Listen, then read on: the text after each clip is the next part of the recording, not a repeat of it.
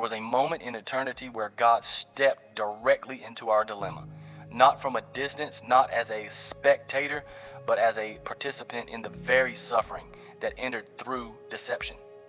The enemy chose to become a liar, and through that choice, introduced a fracture into creation, but God was not caught off guard. From the beginning, this was a calculated move, a divine strategy unfolding across time.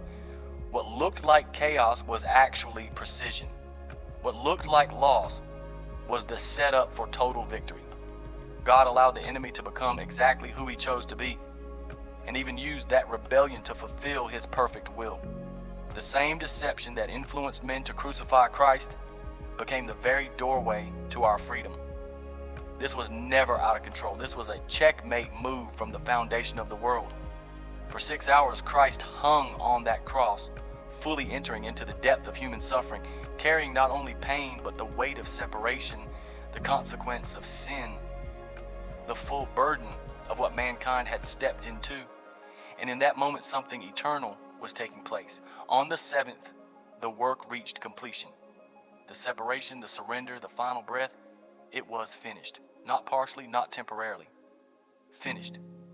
The will of God fulfilled in full expression. And in that completion, everything was secured. Our inheritance, our identity, our access, the gifts of God given without repentance, without reversal, forever established in what Christ accomplished. Then came the Sabbath, where God was laid to rest.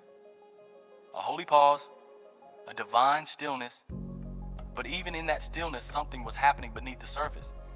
This is where we are caught up, covered, protected, brought into a new state of being, awakened to a deeper knowing of who we truly are, not striving, not earning, but receiving what has already been secured.